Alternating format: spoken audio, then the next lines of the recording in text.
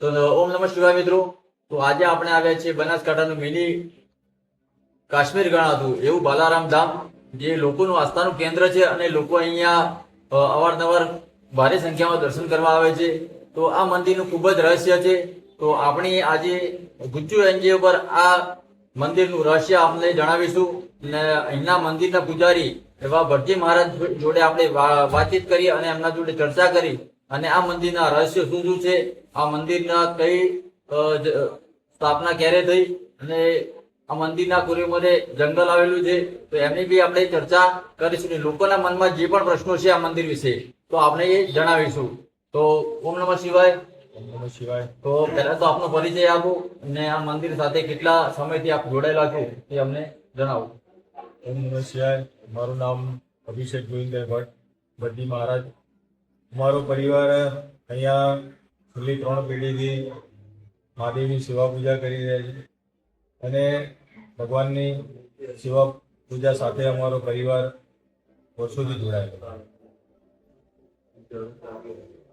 તો આ મંદિરની ઉત્પત્તિ કઈ રીતે થઈ અને આજુબાજુના લોકોને ખબર કઈ રીતે પડી કે આ મંદિર અહીંયા આવ્યું છે? અહીંયા એવું કહેવાય છે કે જ્યારે એક યુગ પરિવર્તન થાય, એક યુગમાંથી બીજા યુગની અંદર જ્યારે દ્વાપર યુગની અંદર ત્રેતા યુગની અંદરથી કલયુગ, ત્યારે પરિવર્તન થયો. ત્યારે જ્યારે કલયુગનું પરિવર્તન થયું હતું ત્યારે પૃથ્વી ઉપરથી લગભગ મનુષ્યનો નાશ થાય અને નવી પૃથ્વીનું સર્જન થાય, જ્યારે એને કલયુગનું પરિવર્તન. ત્યારે એવું કહેવાય છે કે અહીંયા આગળ ભયંકર દુષ્કાળની પરિસ્થિતિ સર્જાઈ ગઈ અને એ દરમિયાન અહીંયા આગળ એટલો ભયંકર દુષ્કાળ પડેલો કે જ્યારે લોકો માણસને મારીને લઈ ગયા. ત્યારે અહીંયાથી અમુક પરિવારો પાણીની શોધમાં હિજરત કરીને આગળ જઈ રહ્યા હતા. ત્યારે એમને અહીંયા આગળ થોડી ગ્રીનરી જોઈ અને એમના બાળકને અહીંયા આગળ મૂકી અને એ લોકો આગળ શોધવા ગયા. ત્યારે એમના બાળક અહીંયા આગળ મૂક્યા બાદ ત્યારે પોતાના ભગવાનના ભરોસે છોડી અને એ લોકો આગળ પહોંચતા નથી. ત્યારે એવું કહેવાય છે કે અહીંયા આગળ સ્વયં મહાદેવ નાના બાળકના સ્વરૂપની અંદર પ્રગટ થઈ અને એમને ત્રિશૂળ મારી અને આ જળ ઉત્પન્ન કર્યું. જળ ઉત્પન્ન કરીને બાળકોને જલપાન કરાવ્યું અને અહીંયા આગળ એમને નાનું બાળક, દિવ્ય બાળક જે મહાદેવનું સ્વરૂપ હતા, એમને બાળકોને રક્ષણ કર્યું, એમને ભોજન કરાવ્યું, એમને ફૂટ લાવીને ખવડાવતા. અને જ્યારે એક સમય વીત્યો, વરસાદ પડ્યો, જ્યારે પરિવારવાળા બધા પોતપોતાના દેશ તરફ પાછા પ્રયાણ કરી રહ્યા હતા, તે સમયે આ જંગલથી નીકળતા હતા ત્યારે એમના બાળકોને અહીંયા આગળ રમતા જોયા. ત્યારે એમને પૂછવામાં આવ્યું કે ભાઈ તમને અહીંયા આગળ આ પરિસ્થિતિની અંદર તમે કેવી રીતે જીવ્યા? અમને તો એમ જ હતું કે જંગલની અંદર અમારા બાળકો સંતાનો મરી જ ગયા હશે. તો ત્યારે એમને કીધું કે ભાઈ અમે તો અહીંયા આગળ એક દિવ્ય બાળક છે અમારી સાથે કે જે અમને જળપાન કરાવ્યું અને અમને સાચવે છે.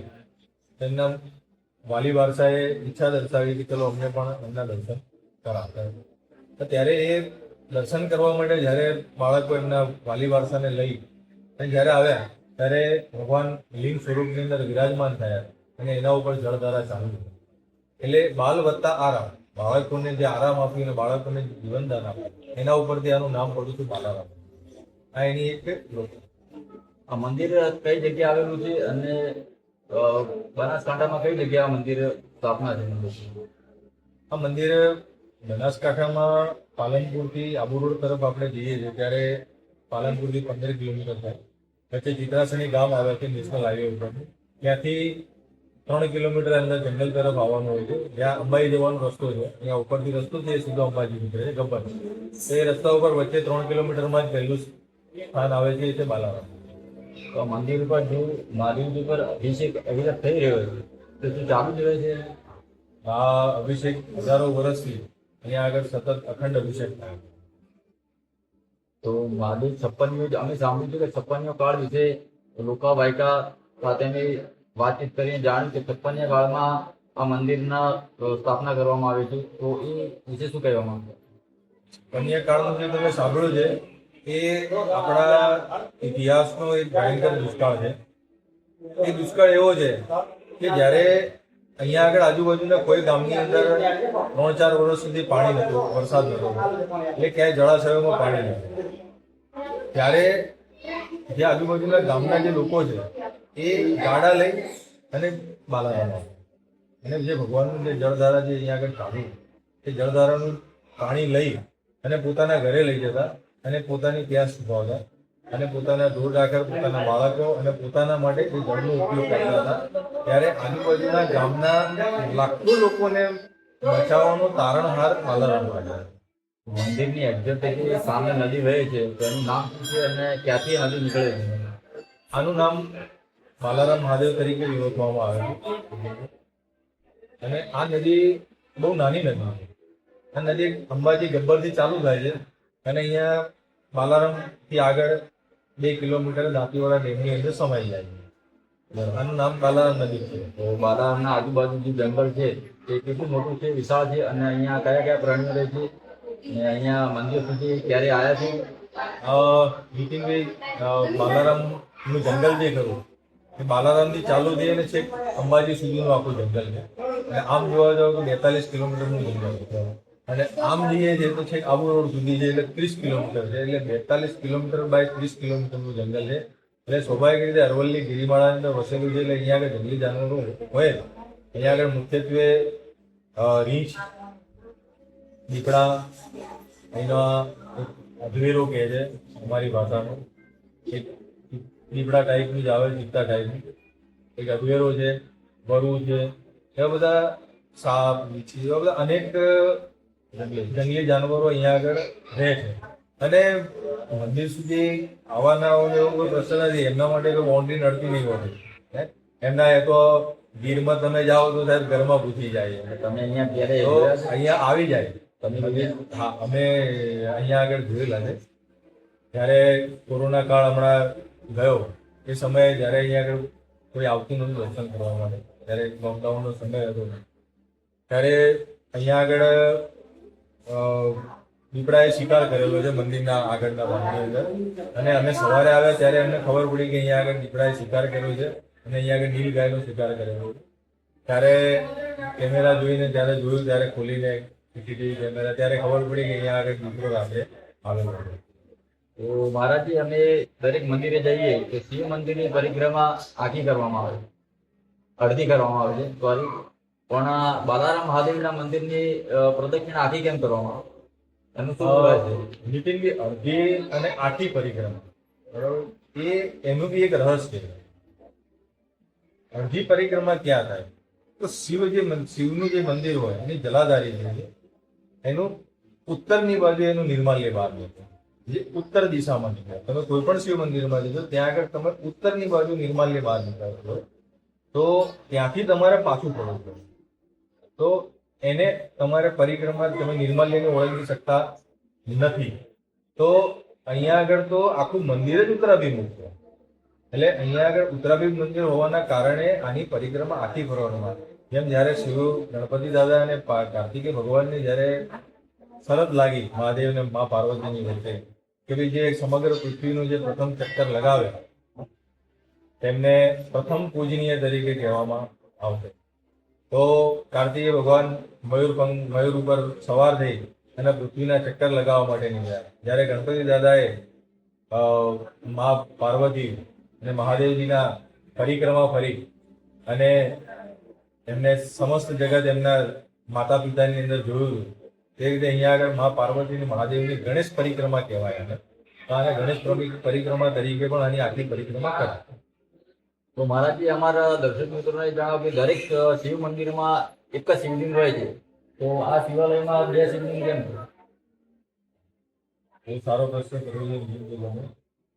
અહીંયા આગળ 2 શિવલિંગ હોવા પાછળનું કારણ છે ભગવાન બાવ સ્વરૂપની અંદર અહીંયા આગળ પ્રગટ થયા તો લિંગ સ્વરૂપે વિરાજમાન. પણ એની સાથે જ્યાં શિવ હોય ત્યાં ભૈરવ અવશ્ય હોય. તમે કોઈ પણ શિવ મંદિર હોય, આપણા બારે બાર જ્યોતિર્લિંગ છે, તો દરેક જ્યોતિર્લિંગની બહાર એક ભૈરવ હોય. આપણા જે 51 શક્તિપીઠો છે તો દરેક શક્તિપીઠની પાસે એક ભૈરવજી વિરાજમાન છે. તો જ્યારે ભૈરવજીનું એકચ્યુઅલમાં સ્થાન મંદિરથી બહાર હોય છે, ક્ષેત્રપાળ તરીકે એને ઓળખવામાં આવે. પરંતુ ભગવાન અહીંયા આગળ બાળ સ્વરૂપની અંદર પ્રગટ થયા, એટલે એમના બાળ સખા તરીકે બાલ ભૈરવ પણ એમની સાથે આવ્યા અને એ બંને બાલ ભૈરવ અહીંયા આગળ વાઘના સ્વરૂપે આવે છે. અને અહીંયા આગળ બાળકોની જે રક્ષા જે કરતા એ રાત્રે વાઘનું સ્વરૂપ ધારણ કરી ભૈરવજી અને એને કરતા. અને આ કોઈ કહેવાની વાત નથી, આ હકીકતની અંદર અહીંયા આગળ ઘણા બધા એવા પુરાવા છે ને આજના ઘણા બધા ઉંમરલાયક કોઈ વ્યક્તિઓ એ લોકો આજની તારીખમાં પણ એવું કહે છે કે ભાઈ અમે સોનાનું કડું પહેરેલો વાઘ અમે જોયેલો છે. તો તમે કદાચ કોઈ ઉંમરલાયક હોય ને જેને ખબર છે તો એમને પૂછો તો તમને સોનાનું કડું પહેરેલો વાઘની તમને દ્રષ્ટાંત મળશે. તો એ સ્વયં ભૈરવજી છે જે બાજુમાં જે બિરાજમાન છે ભૈરવજી સ્વરૂપે છે, એમની અમે બાલ ભૈરવ તરીકેની અમે પૂજા કરીએ. મારા બાલારામ ક્ષેત્રમાં કયા કયા ધાર્મિક કાર્ય કરવામાં આવે છે અને અહીંયા કયા ગ્રંથમાં આ મંદિરના પુરાવા જોવા મળશે? મુખ્યત્વે મહાદેવનો મહિમા એટલે શ્રાવણ માસ.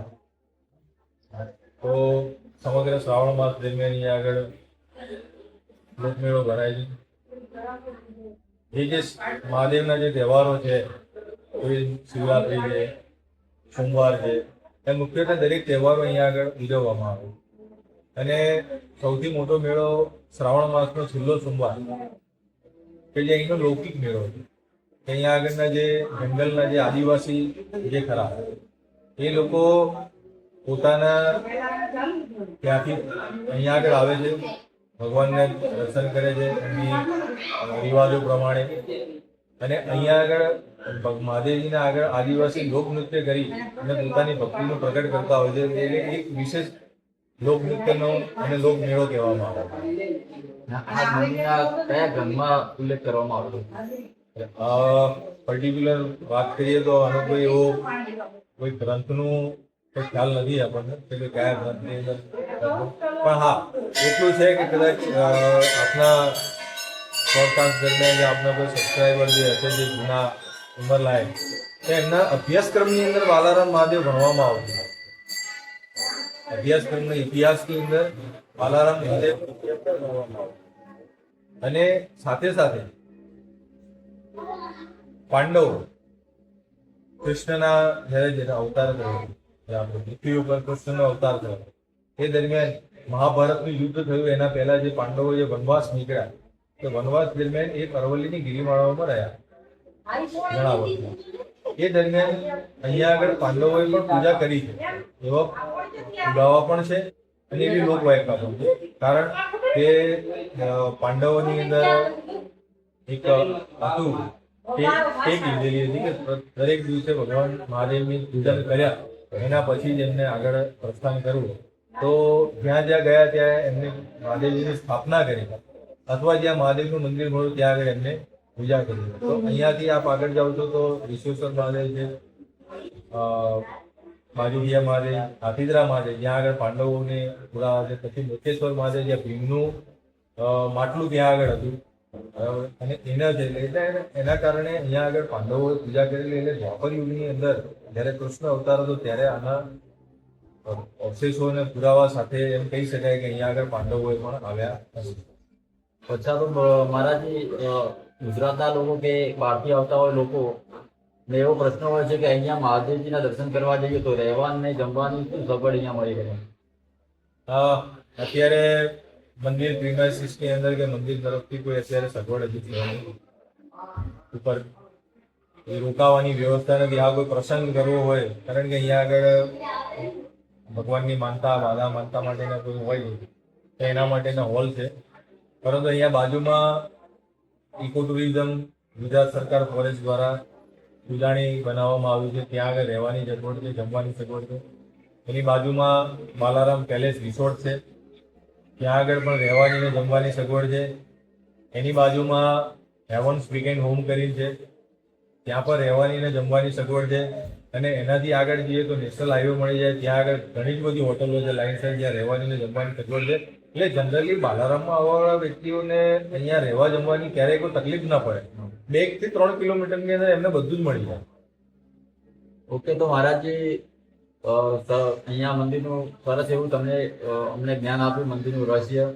તો અમારા મિત્રોને ઘણા પ્રશ્નો મનમાં થાય છે, પણ કોઈને પણ હજુ કોઈ પ્રશ્ન રહી જતો હોય તો અમને મેસેજ દ્વારા જરૂર કહેજો તો અમને આનું સોલ્યુશન નેક્સ્ટ વિડીયોમાં બનાવીશું. તો અમારી ચેનલને લાઈક, શેર અને સબસ્ક્રાઇબ કરવાનું ભૂલતા નહીં મિત્રો. ઓમ નમઃ શિવાય. હર હર મહાદેવ.